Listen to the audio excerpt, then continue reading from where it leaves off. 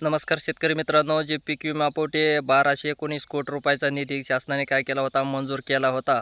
आणि मंजूर केल्यानंतर त्यामध्ये काही महसूल मंडळही वगळण्यात आले होते. काही महसूल मंडळ हा पीक विमा दिला होता. त्यामध्ये आता शेतकऱ्याच्या खात्यामध्ये हा पीक विमा जो आहे तो जमा होण्यास सुरुवात झालेली आहे. काही शेतकऱ्यांना त्याची मॅसेजही पडलेली आहेत, आलेले आहेत.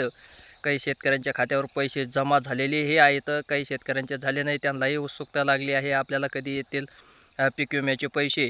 पण पीक विम्याचे पैसे जे आहे ते तुटपुंजी रक्कम आहे. काही शेतकऱ्याला 700, 800, 600, काहीला 250, काहीला 70 रुपये अशा हिशोबाने काय झालेले आहेत पीक विम्याचे पैसे पडायला लागलेले आहेत. आपण जी रक्कम भरली तेवढीसुद्धा रक्कम परत अदा शासनाकडून शेतकऱ्यांना मिळालेली नाही.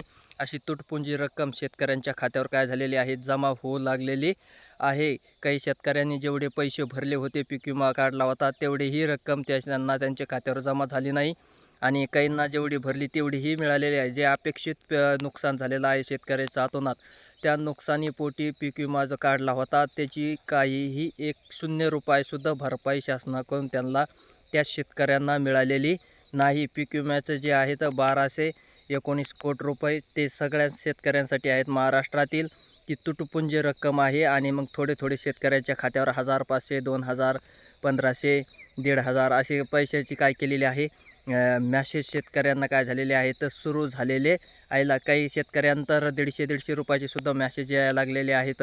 ऐका नाही असे हे जे पीक विम्याचे मॅसेज काय झालेले आहेत पडू लागले. त्याच्या क्षेत्राच्या हिशोबाने म्हणा, गुंठेवारीच्या हिशोबाने म्हणा, पिकाच्या हिशोबाने म्हणा, हे पैसे काय झालेले आहेत अदा करायला लागलेले आहेत.